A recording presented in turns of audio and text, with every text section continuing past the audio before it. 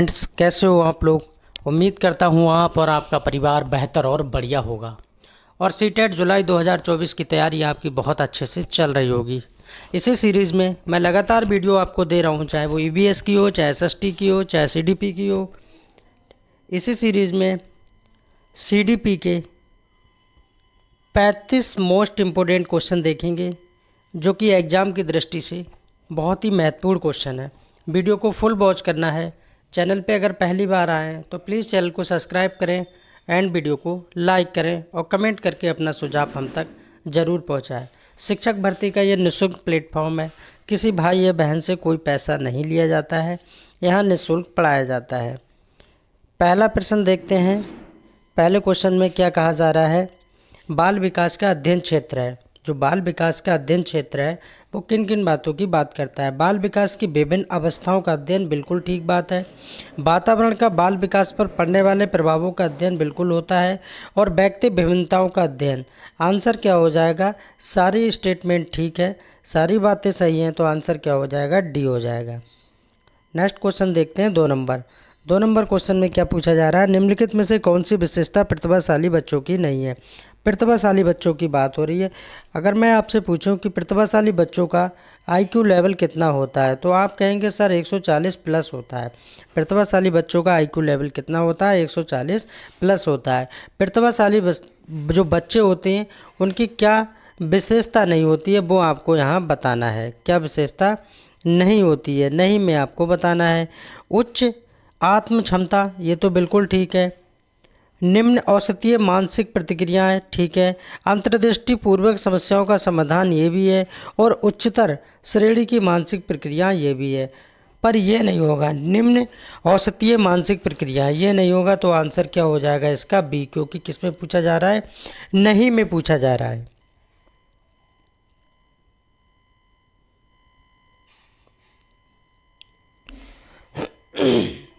तीन number question देखेंगे। 3 number question में क्या पूछा जा रहा है। सुनने में असमर्थ बच्चा, सुनने में असमर्थ बच्चा, एक क्या होता है, समर्थ होता है यानी जो सुन सक रहा है, कर सक रहा है। और एक होता है असमर्थ, जो नहीं सुन पा रहा है यानी किसी काम को नहीं कर पा रहा है, तो वो क्या हो गया, असमर्थ। जैसे कि हम पॉजिटिव और निगेटिव को देखते हैं, सकारात्मक और नकारात्मक। क्वेश्चन में पूछा जा रहा है सुनने में असमर्थ बच्चा केवल अकादमिक शिक्षा से लाभ नहीं उठा पाएगा, उसे उसके स्थान पर व्यावसायिक शिक्षा दी जानी चाहिए। क्वेश्चन नंबर 3 में पूछा जा रहा है।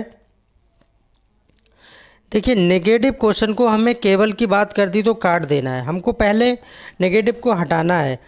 केवल की बात जहाँ हो जाती है ना, तो उनको हटा देना है। नियमित विद्यालय में बहुत अच्छा कर सकता है यदि उसे उपयुक्त सुविधा और साधन उपलब्ध कराए जाएं।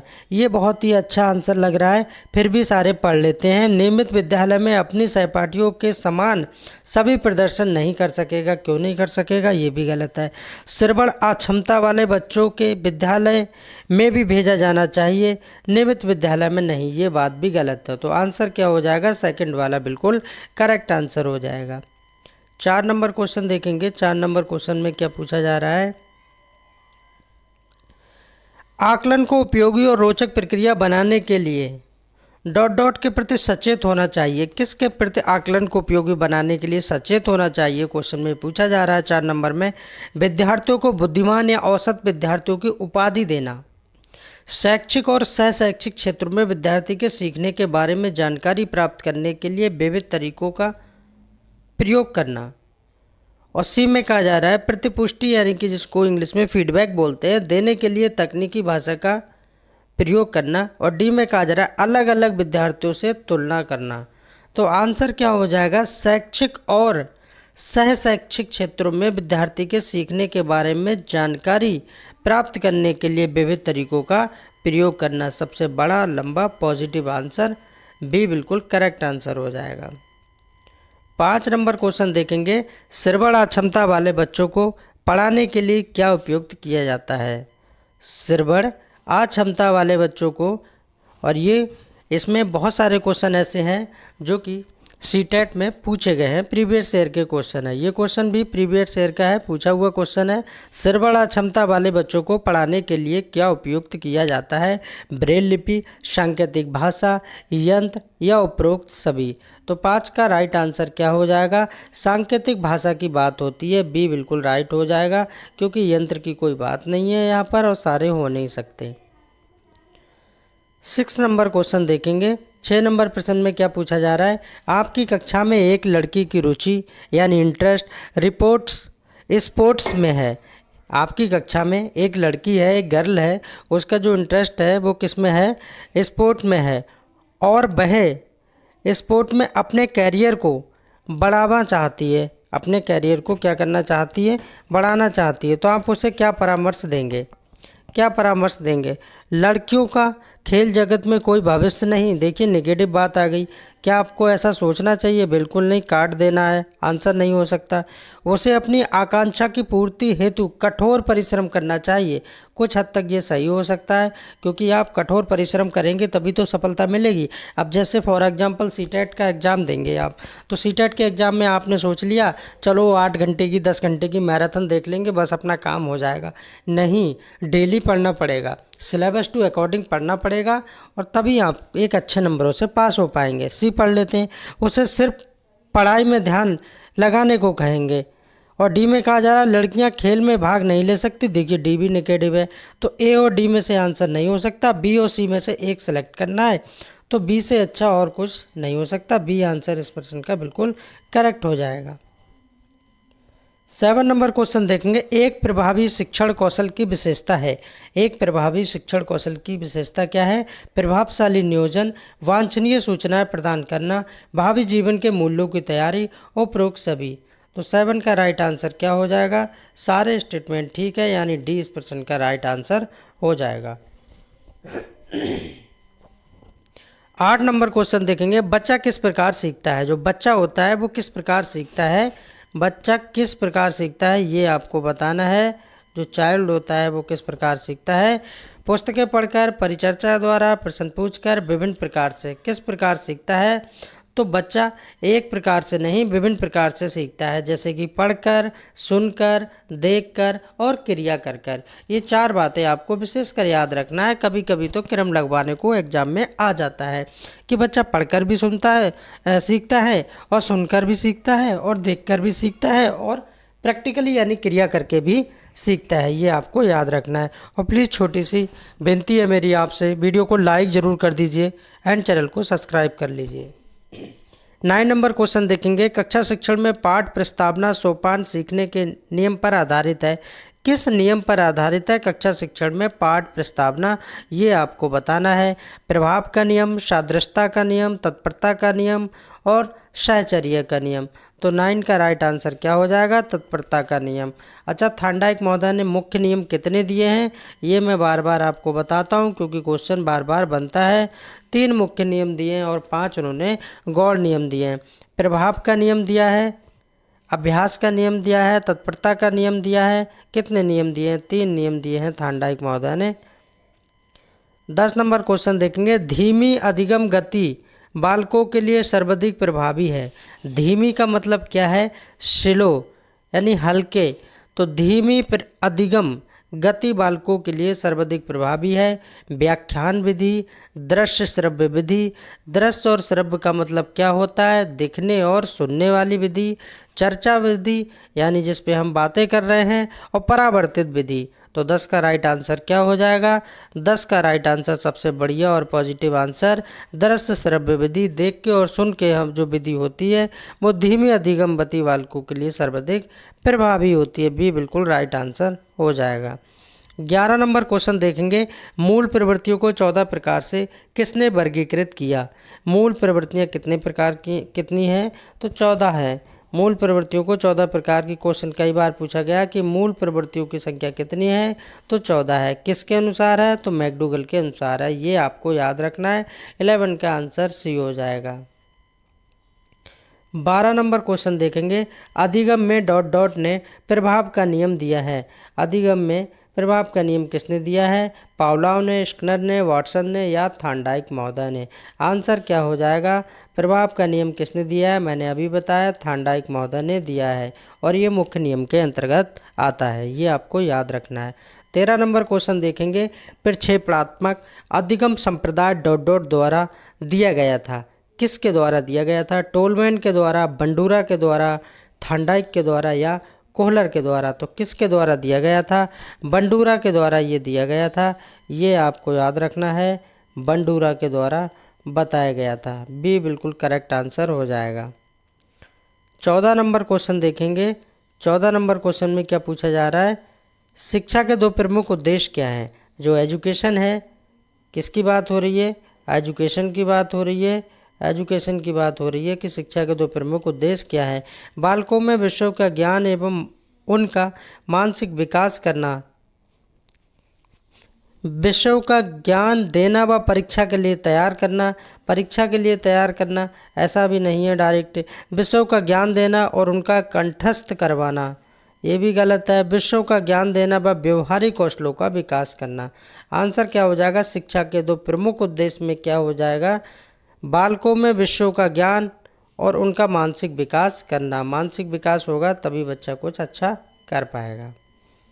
15 नंबर क्वेश्चन देखेंगे। निम्न में से कौन सा बुद्धिमान बच्चे का लक्षण नहीं है? क्वेश्चन में नहीं में पूछा जा रहा है कि बुद्धिमान बच्चे का कौन सा लक्षण नहीं है। वह जो लंबे निबंधों को बहुत जल्दी रटने की क्षमता रखता है। क्वेश्चन को ध्यान से पढ़ना है, पहला ही विकल्प यहाँ पर नेगेटिव है और वही हमको बताना है कि गलत क्या है, क्योंकि कहा जा रहा है इसमें वह जो लंबे निबंधों को बहुत जल्दी रटना क्या है? रटना क्या है? रटना क्या है? एक नेगेटिव टैग वर्ड है, ये नेगेटिव की ओर ले जा रहा है, इसलिए आंसर क्या हो जाएगा इस प्रश्न का? ये बिल्कुल सही हो जाएगा। और प्लीज़ सभी लोग वीडियो को लाइक करें एंड चैनल को सब्सक्राइब करें। 16 नंबर क्वेश्चन देखेंगे। प्राथमिक कक्षा में सकारात्मक वातावरण यानी कि पॉजिटिव इन्वायरमेंट है ना, सकारात्मक वातावरण निर्मित करने के लिए एक शिक्षक को यानी एक टीचर को क्या करना चाहिए? तो विभेद नहीं रखना चाहिए और प्रत्येक बच्चे के लिए समान लक्ष्य सुनिश्चित करने चाहिए। कितना पॉजिटिव और बहुत ही अच्छा आंसर है। विभेद नहीं रखना चाहिए, हाँ बिल्कुल ही किसी से भेदभाव नहीं करना चाहिए कि भाई ये नीची जाति का है या ये ऊपर ऊंची जाति का है, ये गंदे कपड़े पहन के आया, ये है इसे कम आ रहा है या उसे ज़्यादा आ रहा है तो इसे ज़्यादा मारेंगे या कम मारेंगे। इस तरह का विभेद एक टीचर को, एक अध्यापक को नहीं करना चाहिए, एक शिक्षक को। और प्रत्येक बच्चे के लिए समान लक्ष्य यानी टारगेट होना चाहिए, सबको समानता की बात होनी चाहिए। तो आंसर क्या हो जाएगा? पहला वाला बिल्कुल ठीक आंसर हो जाएगा। बाकी भी पढ़ लीजिए। समूह गतिविधियों के दौरान समाज सम्मति के आधार पर उन्हें अपने समूह बनाने की अनुमति देना चाहिए। देखिए किसकी बात कर रहा है, गलत है।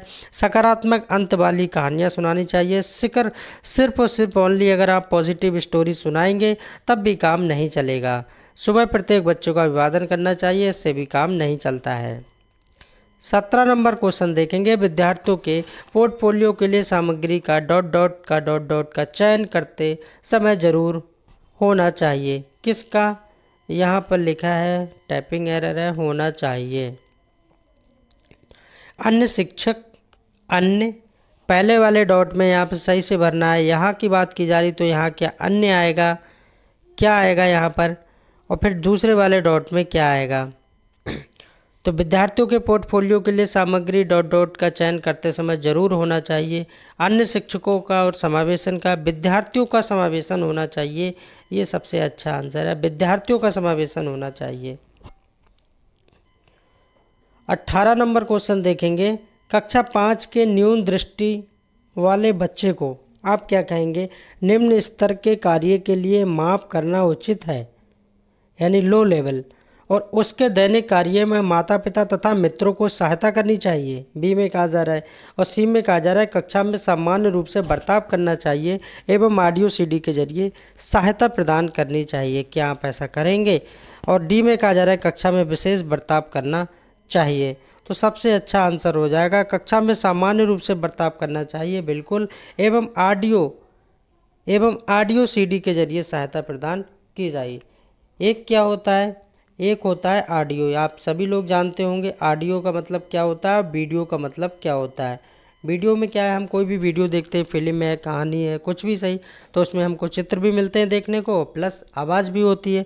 ऑडियो में क्या होता है, चित्र नहीं मिलते हैं, सिर्फ हम सुन सकते हैं, ना कि देख सकते हैं। तो ये छोटी छोटी बातें हैं जो मैं आपको साथ ही साथ बताता चल रहा हूँ। 19 नंबर क्वेश्चन देखेंगे, अधिगम में आकलन किस लिए आवश्यक होता है। अधिगम में आकलन किस लिए आवश्यक होता है, ग्रेड एवं अंकों के लिए। अच्छा, ये ग्रेड की बात कहाँ से आ गई, अब तो ग्रेड सिस्टम लागू हो गया है, ग्रेड के हिसाब से नंबर मिल रहे हैं। पहले क्या होता था कि टोटल कितने का, 600 का, नंबर कितने प्राप्त करें आपने, 300, तो 600 का 300 परसेंटेज निकाली जाती थी, है ना। अब यहाँ पर ग्रेड नंबरों के हिसाब से ग्रेड दिया जाता है। तो ग्रेड एवं अंकों के लिए, जांच परीक्षण के लिए, प्रेरणा के लिए, पृथक्करण और श्रेणीकरण के उद्देश्यों को प्रोत्साहन देने के लिए। 19 का राइट आंसर क्या हो जाएगा, प्रेरणा के लिए। अधिगम में आकलन किसके लिए आवश्यक होता है, प्रेरणा के लिए आवश्यक होता है। अधिगम में आकलन किस लिए होता है, प्रेरणा के लिए होता है। पृथक्करण की बात नहीं करना है। 20 नंबर क्वेश्चन देखेंगे, कार्य को आरंभ करने और जारी रखने और नियमित करने की प्रक्रिया क्या कहलाती है। कार्य को यानी वर्क को, आरंभ यानी शुरू यानी स्टार्ट करने या जारी रखने और नियमित करने की प्रक्रिया प्रेरणा, संवेदना, सीखना या प्रत्यक्षीकरण, तो उसको क्या बोलते हैं, प्रेरणा बोलते हैं। प्रेरणा, प्रेरणा, ये आपको याद रखना है, ये बिल्कुल राइट आंसर हो जाएगा। 21 नंबर क्वेश्चन देखेंगे, निम्नलिखित में से किस एक से शिशु के अधिगम को सहायता नहीं मिलती है। जो शिशु होता है, जो बच्चा होता है, उसको किससे सहायता नहीं मिलती है। बात हो रही है शिशु के अधिगम की। अनुकरण, अभिप्रेरणा, स्कूल का बस्ता, और डी में कहा जा रहा है पुरस्कार। तो किससे नहीं मिलती, स्कूल के बस्ते से उसे क्या अधिगम के लिए कोई प्रेरणा मिलती है, नहीं। अनुकरण से सीखता है, अभिप्रेरणा यानी मोटिवेशन, और पुरस्कार यानी अवार्ड, इनसे मिलती है। आंसर क्या हो जाएगा, सी, क्योंकि किस में पूछा जा रहा है, नेगेटिव में पूछा जा रहा है। 22 नंबर क्वेश्चन देखेंगे, कोई भी नाराज हो सकता है, ये आसान है, परंतु एक सही व्यक्ति के ऊपर सही समय पर सही उद्देश्य के लिए तथा सही तरीके से नाराज होना आसान नहीं है। ये संबंधित है, ये आपको बताना है ये किससे संबंधित है, संवेगात्मक विकास से, सामाजिक विकास से, शारीरिक विकास से, या संज्ञानात्मक विकास से। तो ये किससे संबंधित है, संवेगात्मक विकास से संबंधित है। ये बिल्कुल करेक्ट आंसर हो जाएगा।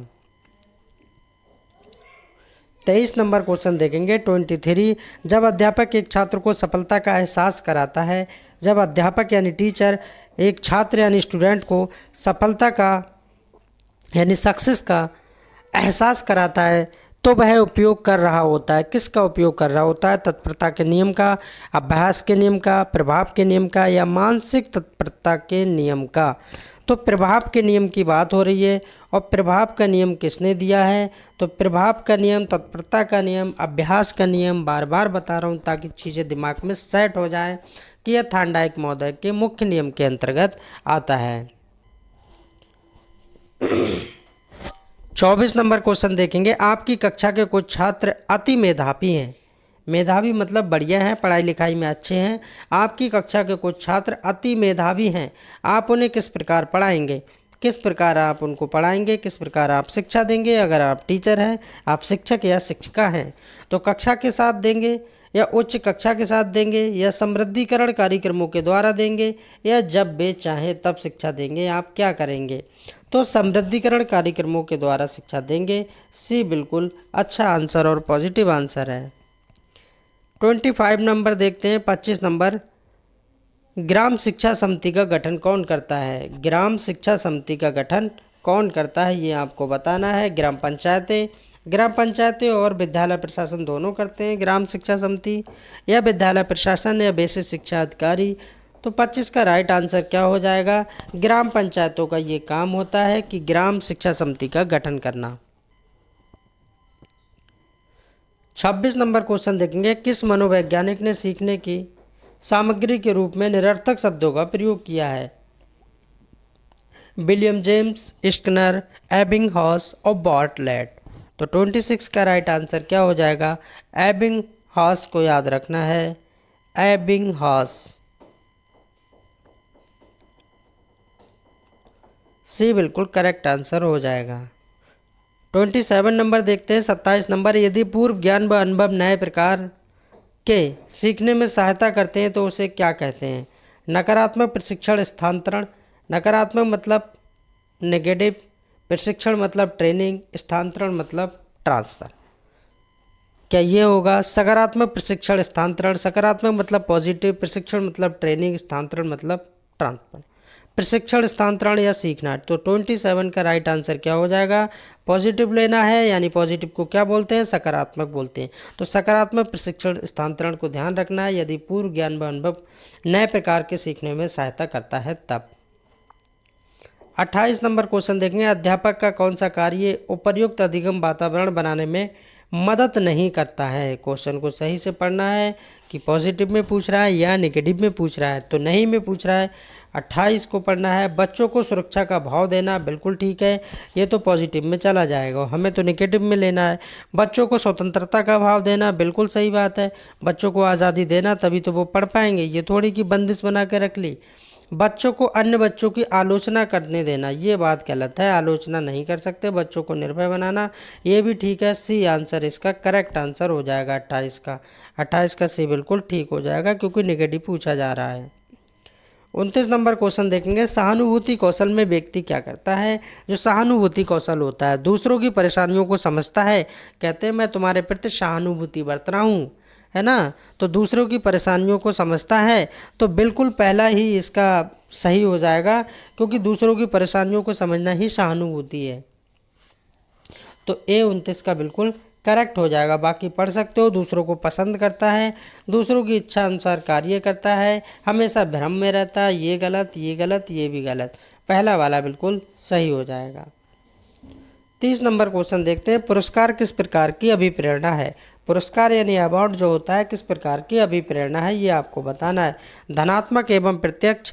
धनात्मक को क्या मतलब होता है? धनात्मक का मतलब क्या होता है? पॉजिटिव होता है, और प्रत्यक्ष का मतलब डायरेक्ट होता है। ऐसे ही हम अप्रत्यक्ष को देखते हैं तो वो इनडायरेक्ट में चला जाता है।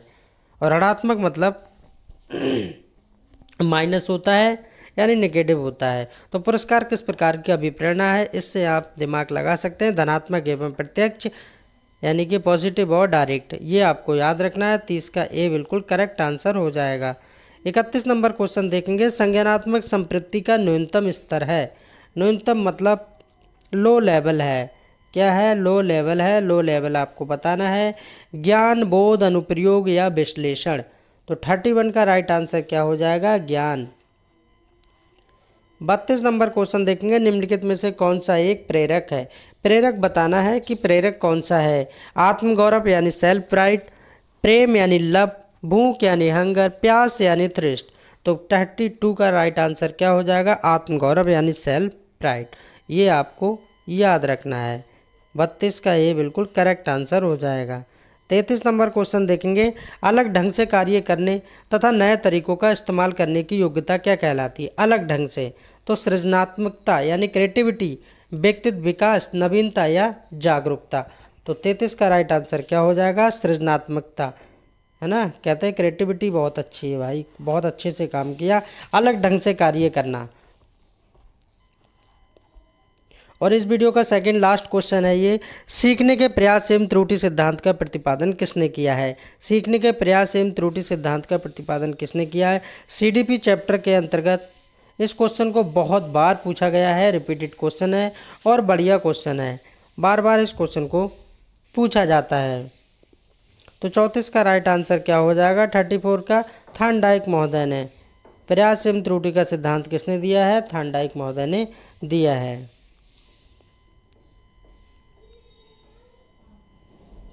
तो ये 34 क्वेश्चन थे। वीडियो यहाँ पर समाप्त हो रही है। बिंदास रहिए, मस्त रहिए, खुश रहिए और एक पॉजिटिव थिंकिंग के साथ अपनी तैयारी को करते रहिए। अगर मेरा पढ़ाया हुआ आपको अच्छा लगा है और आपकी एग्ज़ाम की दृष्टि से कुछ अच्छा पढ़ाया है तो प्लीज़ कमेंट में अपना सुझाव ज़रूर दीजिए और वीडियो को लाइक कीजिए।